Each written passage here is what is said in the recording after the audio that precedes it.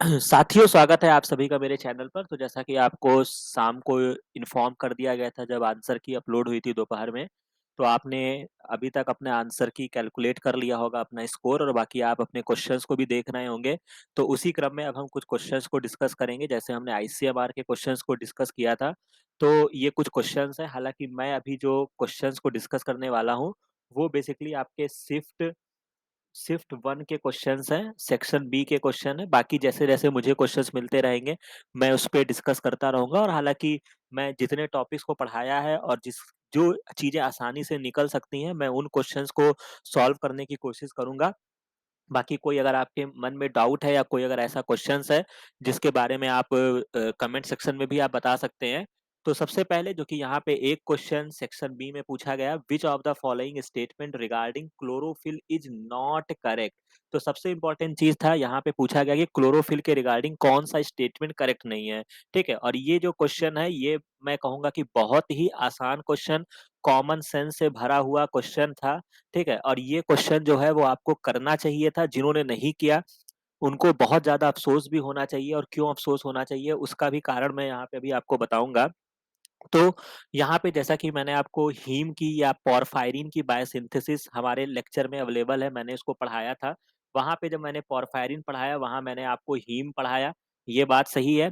Haem जब मैंने आपको पढ़ाया, उसकी पूरी बायोसिंथेसिस पढ़ाई, और मैंने आपको ये बताया कि बीच में एक आपके सेंट्रल में एक एटम होता है, उसी की वजह से आइडेंटिटी बनती है कि कौन हीमोग्लोबिन बनेगा और कौन आपका क्लोरोफिल बनेगा। यही तो बात थी। अगर आपसे पूछा जाए दोनों का प्रिकर्सर क्या है, तो दोनों का प्रिकर्सर सेम होता है, ग्लाइसिन एंड क्या होता है, सक्सिनाइल कोएंजाइम है। ये सारी चीजें मैंने आपको रटवाई थी एग्जाम में। ठीक है, बट क्या हुआ, यहाँ पे आपके साथ खेला खेला गया, जिसकी वजह में आप उसके चक्र में फंसे। तो जब भी आप बचपन से भी अगर आपने प्लांट के बारे में पढ़ा, क्लोरोफिल पढ़ा, तो क्लोरोफिल में क्या होता है, सेंटर में मैग्नीशियम एटम होता है। ठीक है, और हीमोग्लोबिन में क्या होता है, आयरन एटम होता है, जो कि फेरस कंडीशन में होता है। इन चीजों को मैंने बहुत ही आसानी से, बहुत ही सरल शब्दों में और बहुत ही डिटेल में मैंने एक्सप्लेन किया था। अब यहाँ पर देखिए कि इस क्वेश्चन में अगर आपने गलती किया है, या अगर आपने, समझिए कि सीएसआईआर कैसे क्वेश्चंस आपसे पूछते हैं, जो थोड़ा सीधा ना पूछ के थोड़ा लिटिल बिट कॉम्प्लिकेटेड करेंगे, और आप उनके जाल में फंसेंगे। तो सबसे पहले यहाँ पर एक स्टेटमेंट दिया है, आपको पहचानना है कौन सा नॉट करेक्ट है। यहाँ पे कह रहा है कि क्लोरोफिल, ऐसे बहुत सारे क्लोरोफिल होते हैं। पहली बात तो ये जान लीजिए, A B C D E इस तरीके से बहुत सारे क्लोरोफिल होते हैं।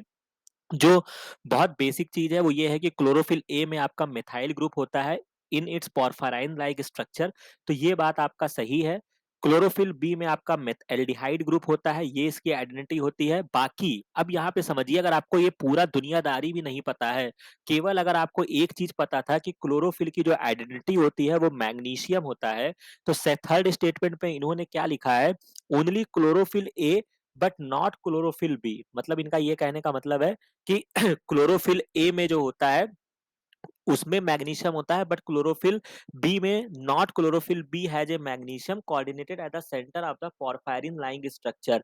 तो कहने का मतलब यह है कि चाहे क्लोरोफिल ए हो, बी हो, सी हो, डी हो, ई हो, इनकी जब आइडेंटिटी ही मैग्नीशियम से थी, तो आप मैग्नीशियम को हटा दोगे तो फिर ये क्लोरोफिल बचेगा ही क्या। तो ये स्टेटमेंट जो होगा ये फॉल्स होगा। And the long hydrocarbon tail of a chlorophyll anchor them in the photosynthetic membrane. तो ये स्टेटमेंट सही नहीं है। और बाकी अगर आपको कुछ भी नहीं पता था, ठीक है, अगर आपने यहाँ पे केवल एक स्टेटमेंट को यहाँ पे अगर आपने ट्रेस किया कि कह रहा है कि only chlorophyll A but not chlorophyll B, मतलब ये कह रहे हैं कि क्लोरोफिल बी में मैग्नीशियम नहीं होता है, समझ रहे हैं, but not chlorophyll B has a magnesium coordinated centre of the porphyrin ring. तो भाई अगर आप मैग्नीशियम हटा दोगे तो यहाँ पे कुछ नहीं बचेगा। तो ये आपका बहुत ही कॉमन सेंस का क्वेश्चन था। यहाँ पे जो इसका करेक्ट आंसर बनेगा, अगर आपको पूरी चीजें नहीं पता है, कुछ भी नहीं पता है, जो मैंने आपको बार बार जब मैंने अपने लेक्चर्स पढ़ाना शुरू किया था, मैंने आपको बोला था कि सीएसआईआर में आपके साथ ऐसे ही क्वेश्चंस पूछे जाएंगे, तो वहां पे आपको ऑप्शंस देके घबराना नहीं है। अपनी जानकारी पे विश्वास रखना है, बिलीव रखना है, और सोचिए कितनी छोटी इंफॉर्मेशन से आपका ये 2 नंबर आपकी पॉकेट में थे। ठीक है, तो जिन्होंने इस क्वेश्चन को सही किया है उनके लिए बहुत अच्छी बात है, जिन्होंने गलत किया है वो अपने ऊपर मंथन करें। ठीक है? कि ऐसी गलतियाँ नहीं होनी चाहिए थी। ये आपका मैं कहूँगा कि ये क्वेश्चन जो था, ये हर एक स्टूडेंट के लिए एक बोनस क्वेश्चन था कि आपको यहाँ से तो नंबर उठाने ही चाहिए थे। ठीक है? तो इसका जो करेक्ट आंसर बनेगा वो आपका 3rd बनेगा और इन्होंने भी जो अपनी आंसर की में दी गई है, ये क्वेश्चन आईडी नंबर 20 थी और जो इन्होंने करेक्ट आंसर दिया है वो 79 है। तो मेरे हिसाब से भी यही इसका करेक्ट आंसर है। इसमें कोई भी दिक्कत नहीं होनी चाहिए। ठीक है? तो ये भी मेरा पढ़ाया हुआ क्वेश्चन है। इसके बाद नेक्स्ट क्वेश्चन जो है, जो कि मैं बार-बार बोलता हूँ, इलेक्ट्रॉन ट्रांसपोर्ट चैन वगैरह आप ज़रूर पढ़िए। उसमें आपका एक पार्ट आता है इन्हिबिटर्स का, वो आपके टिप्स पर होना चाहिए। जो बच्चे अभी इस चैनल को फॉलो कर रहे हैं, जो अभी बिगिनर्स हैं, ठीक है? उनके लिए ये बहुत ही इम्पोर्टेंट है कि ये सारी चीज़ों को रोज़ एक चीज़ों पे पेज पर लिख लीजिए और आप इसको याद करते रहिए, जहाँ पे मैंने इसका कुछ लगाया हुआ है। तो बहुत सारे कॉम्प्लेक्स इलेक्ट्रॉन ट्रांसपोर्ट चेन में आपके फर्स्ट कॉम्प्लेक्स होता है, सेकंड होता है, थर्ड होता है, फोर्थ होता है। तो सबके कुछ इन्हिबिटर्स होते हैं, इनके नाम आपको याद रखना है। सिंपल सा जो मैं एक कॉन्सेप्ट आपको बता देता हूँ, जितनी भी आपकी गैसेस होती हैं, वो कॉम्प्लेक्स 4 के इन्हिबिटर होते हैं। आप यहाँ पे देख सकते हैं साइनाइड, एजाइड, इसका फॉर्मूला भी याद रखिएगा, नहीं तो नेक्स्ट टाइम आपसे केवल और केवल फॉर्मूला दे दिया तो छोड़ के चले आओगे। एंड कार्बन मोनोऑक्साइड, ये जो होते हैं ये कॉम्प्लेक्स 4 के इन्हिबिटर होते हैं। एंटीमाइसिन ए जो होता है ये आपका कॉम्प्लेक्स 3rd का इन्हिबिटर है, क्यू साइकिल जहाँ पे चलती है, समझ रहे हैं? और रोटिनोन और एमाइटल इसको याद रखिएगा, ये आपका कॉम्प्लेक्स 1st का इन्हिबिटर है।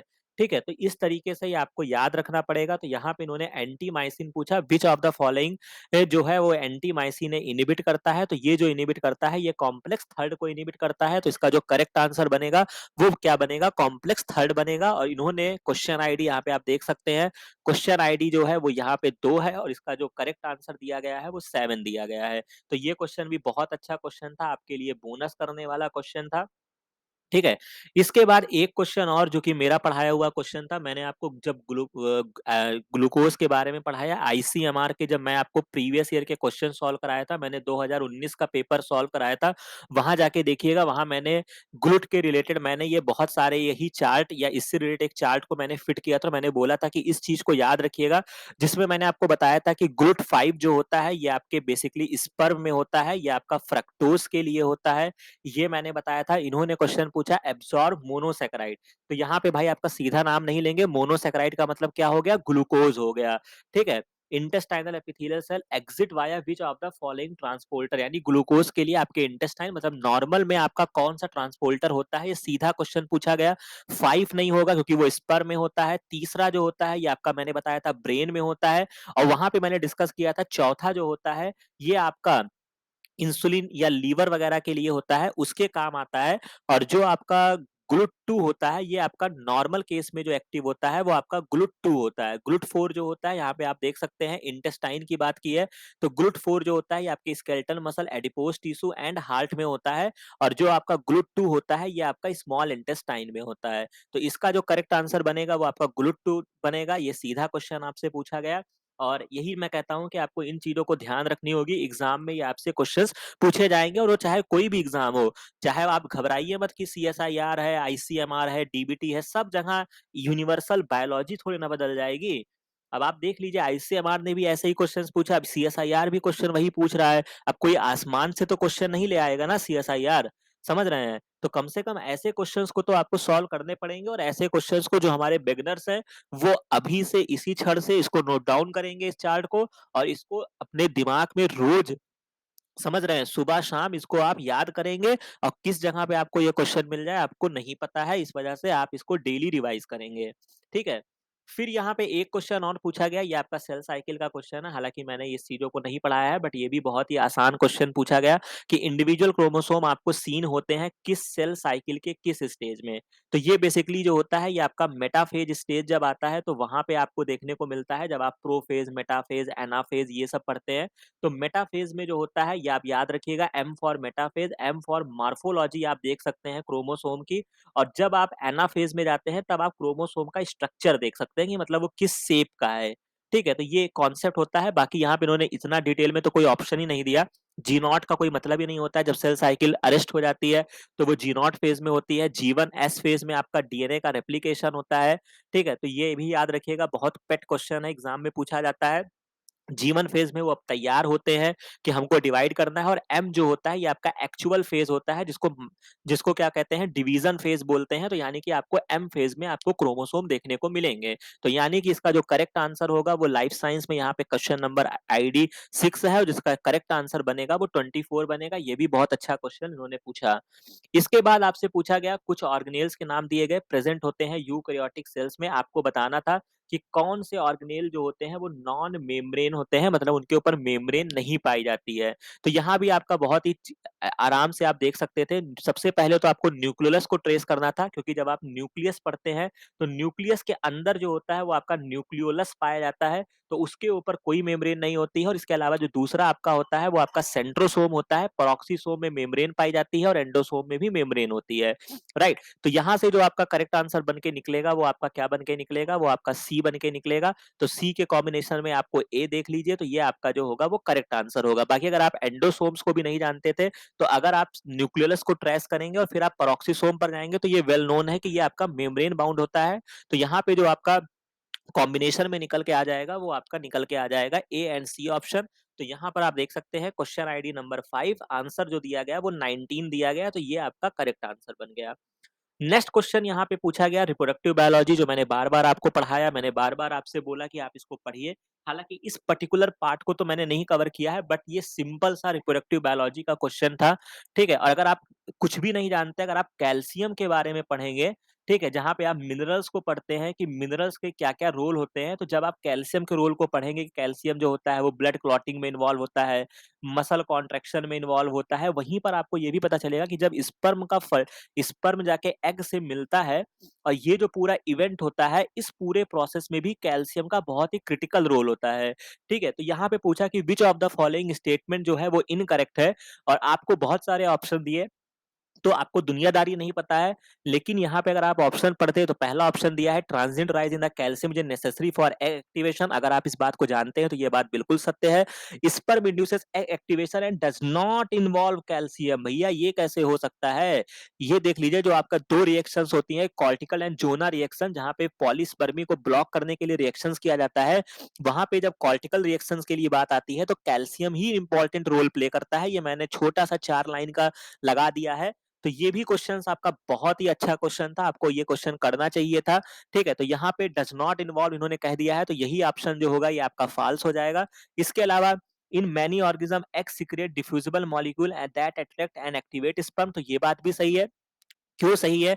क्योंकि अगर आप यहाँ पे देखें, गौर करें, हालाँकि स्पर्म या एग, ओवा, कोई भी चीज़ अगर आप नोटिस करें, तो फॉर एग्ज़ाम्पल अगर आप छोटा-सा भी दिमाग लगाएँगे, अगर आप मान के चलिए, अगर हम प्लांट का भी सोच लें, ठीक है? हालाँकि वहाँ पे स्पर्म से मत कोरिलेट कीजिएगा, लेकिन जो भी वहाँ पे चीज़ें होती थी, वहाँ पे क्या होता था, कुछ वहाँ पे ब्रायोफाइट्स होते थे या ट्रेडोफाइट्स होते थे, कुछ केमिकल्स रिलीज़ करते थे, सुगरी सब्सटेंस रिलीज़ करते थे, जो एग को आकर्षित करते थे, समझ रहे हैं? इसी तरीके से आपको बहुत सारे मैमल्स या आपको मतलब वर्टिब्रेट्स में भी आपको एग्जाम्पल मिल जाएँगे। तो ये बात भी यहाँ पे ट्रू बैठती है, और capacitated mammalian sperm can penetrate the cumulus and bind to zona पेलिसुडा।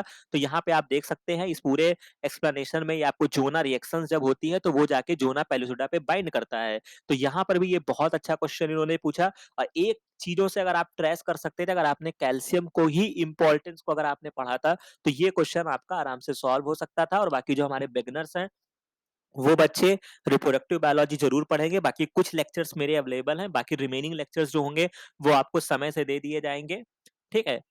फिर इसके बाद एक और क्वेश्चन जो कि आपके प्रिकर्सर्स को लेके बहुत पूछा जाता है, which one of the following small molecule आपके neurotransmitter is not synthesised from tyrosine. तो टायरोसिन जो होता है, जब आप इसको पढ़ेंगे तो मैंने आपको बहुत चीजें बताई हैं, याद रखिएगा। पहली बात तो इसका सिंबल जो होता है ये वाई होता है, क्योंकि अब आप बड़े हो गए हैं, बड़े एग्जाम दे रहे हैं, तो आप हो सकता है एग्जाम में ये वन अल्फाबेटिकल सिंबल दे, तो वाई पूछ लेगा, तो आप सोचोगे कि भैया ये क्वेश्चन ही गलत दे दिया है, लेकिन ऐसा नहीं है। अमाइनो एसिड्स के सिंबल जो होते हैं वो आपको टिप्स पर होने चाहिए। तो टायरोसिन जो होता है, पहली बात तो आपको इसका सिंबल याद होना चाहिए। दूसरी इंपॉर्टेंट चीज, जो आपके इमरजेंसी हार्मोन होते हैं, आपका एपिनेफ्रिन और नॉर एपिनेफ्रिन, ये आपके टायरोसिन से डिराइव्ड होते हैं। जो आपका डोपामीन होता है, जो कि आपका पार्किंसन याद आ जाना चाहिए, पार्किंसन डिजीज़ में डोपामाइन कम हो जाता है? ऐसे क्वेश्चन बहुत बार एग्ज़ाम में पूछे गए हैं। तो वो जो होता है वो टायरोसिन से सिंथेसाइज़ होता है, लेकिन आपका जो एक हार्मोन जो होता है, ये आपका सेरोटोनिन कह लीजिए, या जो एक और इसका मिलता-जुलता नाम होता है जो कि आपका मेलाटोनिन होता है। ठीक है? ये जो होते हैं ये किसके डेरिवेटिव होते हैं? ये आपके ट्रिप्टोफैन के डेरिवेटिव होते हैं, इसको याद रखिएगा। और ट्रिप्टोफैन का जो वन वर्ड सिंबल होता है वो डब्ल्यू होता है, ये भी आपको हमेशा याद रखना है।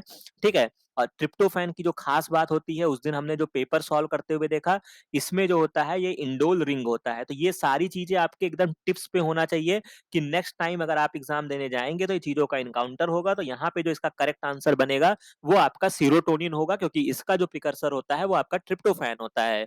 फिर एक क्वेश्चन मैंने और लगाया है, ये भी बहुत ही मैचिंग का आसान क्वेश्चन मैं कहूँगा। जो कि इसमें लर्निंग बेस के क्वेश्चंस होते हैं, डेवलपमेंटल बायोलॉजी जब आप पढ़ते हैं, तो इसमें केवल आपको एक ऑप्शंस को मिलाना था जो कि बहुत ही फेमस है। अगर आप इंसेक्ट्स को, जो कि मैंने आपको बार-बार बोला था कि अगर आप जूलॉजी में अगर आप कोई भी फाइलम पढ़िए, ठीक है? और अगर आप बॉटनी में कोई फाइलम पढ़िए, तो बॉटनी में आप फंगस ज़रूर पढ़िएगा और जूलॉजी में आप इंसेक्ट ज़रूर पढ़िएगा। यहाँ से क्वेश्चन बहुत आते हैं, मतलब आपके आर्थ्रोपोडा, ठीक है? तो जब आप इंसेक्ट्स पढ़ते हैं, इंसेक्ट में आप कॉकरोच पढ़ेंगे और कॉकरोच का जो एक्स में क्लीवेज होता है वो आपका सी फॉर कॉकरोच होता है और सी फॉर सेंट्रोलेसाइथल होता है। इसको याद रखिएगा आगे से। तो सेंट्रोलेसाइथल क्लीवेज होता है, सुपरफिशियल बोलते हैं। तो यहाँ पे जब आप सेंट्रोलेसाइथल को, यहाँ पे इंसेक्ट का मतलब कॉकरोच क्या है? इंसेक्ट है। इसको फोर्थ पे मिलाएंगे तो आपको केवल एक ऑप्शन में देखने को मिलेगा, सी का फोर्थ जो है। तो ये जो होगा ये आपका करेक्ट ऑप्शन बन जाएगा। इन्होंने भी वही ऑप्शन दिया हुआ है, बाकी जो जिसका है उसको मैच करके नेक्स्ट टाइम याद रखिएगा। ठीक है? तो ये अभी मैंने कुछ क्वेश्चंस को यहाँ पे सेक्शन बी के क्वेश्चंस को डिस्कस किया है। तो हालाँकि ये क्वेश्चन जो है ये आपका फ़ियर भी दूर करेंगे, जिस तरीके से मैं आपको डिस्कस कर रहा हूँ कि जो लोगों को सीएसआईआर से बहुत ज़्यादा घबराहट होती थी, तो अब आप यहाँ पे देख सकते हैं कि उन्होंने किस तरीके से आपसे क्वेश्चन पूछते हैं। आपके बेसिक्स कम इम्पोर्टेंट होने चाहिए, ठीक है? मजबूत होने चाहिए। तो आपके क्वेश्चन, जैसे कि यहाँ पे 4-5 क्वेश्चन तो मेरे पढ़ाए हुए ही पूछे गए हैं। बाकी अभी जैसे-जैसे सॉल्यूशन और होते जाएँगे, मैं उसको और अपडेट करता जाऊँगा। बाकी ये वीडियो अगर आपको अच्छा लगा हो, तो इसको लाइक, शेयर और सब्सक्राइब ज़रूर करिए। बाकी कमेंट सेक्शन में अगर आपको किसी भी क्वेश्चन्स पे डाउट है, तो वो भी आप बता सकते हैं। हालाँकि जो मेरे ही, क्योंकि ये बहुत ही ब्रॉड लाइफ साइंस में आता है, तो हर पहलू को तो नहीं, बट हाँ, जो मेरे कमांड में है, मैं उसके रिगार्डिंग ज़रूर आपको बताऊँगा। ठीक है? तो ये चीज़ है। बाकी एक मेरा चैनल है जिसका नाम है लक्ष्य जेआरएफ चैनल है, आप उसको भी जॉइन कर लीजिएगा, कमेंट सेक्शन में आपको मिल जाएगा। ठीक है? बाकी जो भी चीज़ें होती हैं आप बताइएगा, कुछ और वीडियोज़ भी अभी पर्टिकुलर इसके अपलोड होते रहेंगे, तो आप टच में रहिए। बाकी मिलते हैं नेक्स्ट वीडियो में नेक्स्ट इन्फॉर्मेशन के साथ। Thank you very